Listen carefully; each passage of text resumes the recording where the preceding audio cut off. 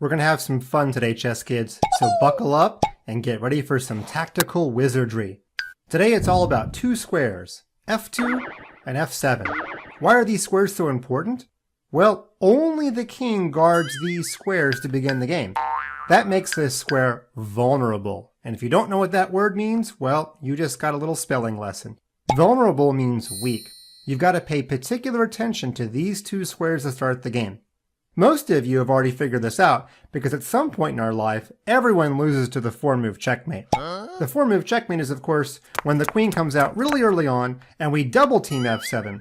There are a million ways for black to stop the mate, but if you've never seen it before, you might just ignore it and then get checkmated and you'll learn a very painful lesson. Hopefully, that happened to you against a good friend and not at an important chess tournament. Any reasonable move here, like queen e7, queen f6, even pawn g6, there's a lot of ways to stop the checkmate on f7. Let's go on to some more clever examples. In this position, you may notice there's an open d-file. White's king is safe and black's is not. In fact, white's f2 pawn is safe because he's got a double defense, whereas look at black's f7 pawn. He still only has the king guarding. That's an important rule. When your king is castled, your f-pawn is usually a little bit safer, although we're going to see some exceptions even to that rule later on. What? Let's say black in this position plays the move pawn to c6. It looks kind of logical, doesn't it? Because when you play the move pawn to c6, you try to get rid of one of white's best placed pieces. But here white has a cool trick based on f7. Why don't you pause your videos and see if you can figure out what I'm talking about. You should always be looking at checks and captures, and the correct move here is a check and a capture, and it happens on the square f7. The problem for black is that when he captures back, now nothing is guarding his queen, white will swoop all the way up, and he's very happy to trade bishop for queen. You might have realized that black didn't have to take the bishop, but if he moved down, now we get to use our skewer trick, because the black king and the black queen are on the same diagonal. Either way, black's queen is going down. Let's take a look at another example on the square f7. This is one that's in a lot of chess tactics books. Here, white has much better development than black, and he has a shocking move. This is a pin, but as we learned from a previous video, it's a relative pin, not an absolute pin. So, crazy as it may seem, we actually can move our knight. Now, why would we be willing to give away our queen? Well, it's all about f7. Yeah, you could take with your knight, and that would fork the queen and the rook. But remember, you sacrificed your whole queen to get this chess position, so winning a rook back is not quite going to cut the cheese. What we need to do is capture with our bishop. This poor black king only has one legal move. Pause your videos and see if you can figure out how white ends the game. Well, this time the dark squared bishop can't be the hero. He can't quite get past his own pawn to get to g5. We need a different piece to be the hero, and it's the knight. Knight to d5 is mate on the spot. Not only do we check the king, we take away the king's escape route. When I first saw this trick, it was one of my favorites when I was a chess kid. 3 minor pieces swarming like a swarm of bees around that black king. I actually got to use this exact idea in a Blitz game I once played against a friend. Notice the similarity in this position. I have 3 minor pieces out. Black has 2. And in this position, knight takes pawn actually was the move I played. It's this time, it seems even simpler than the tactic I just showed you, because if he captures my queen, it's mate on 1. Bishop takes f7. Now my opponent realized what was up and played a return trick, pawn to d5. Here's his idea. If I take the pawn, let's say with my pawn, he has made me block my own bishop.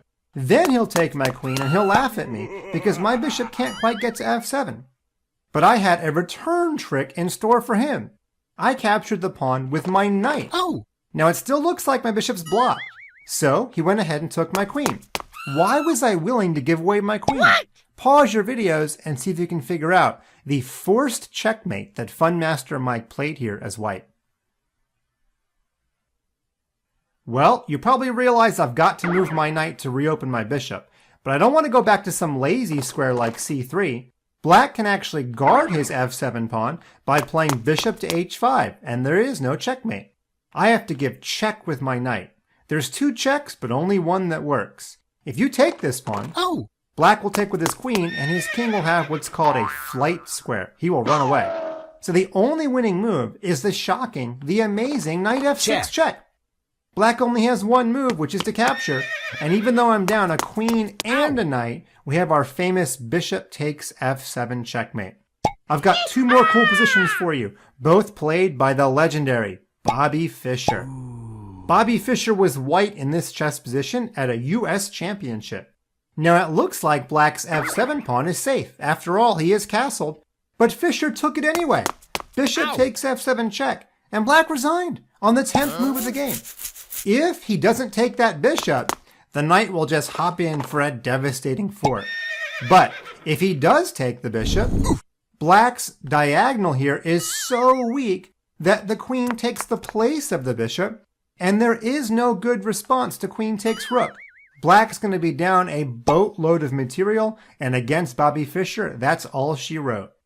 One last example, my favorite example of Bobby Fischer doing a nasty tactic on f7. Here, Fischer was playing against Sammy Reshevsky, another legend of American chess. We've got to set up the tactic on f7. Fischer first played the move e5, and this poor knight had no good square to move to. He had to go back to the square e8.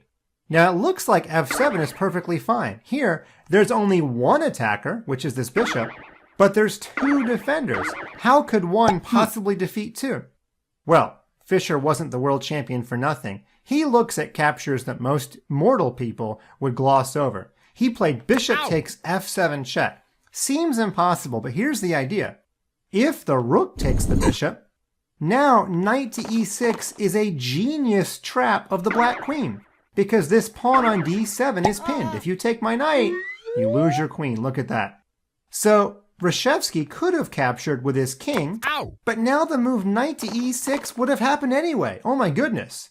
The queen is still trapped, and the only way to save her is to take with your king, but after queen to d5 check, this poor king has to come on a walk. And you're going to have to trust me when I say that after pawn to g4, there's an eventual checkmate of that black king. Always, always, always look for your checks and captures on f7. And if you're white, be careful of f2. We didn't look at any examples of that, but f2 is just as weak as f7. This square can make or break your chess game.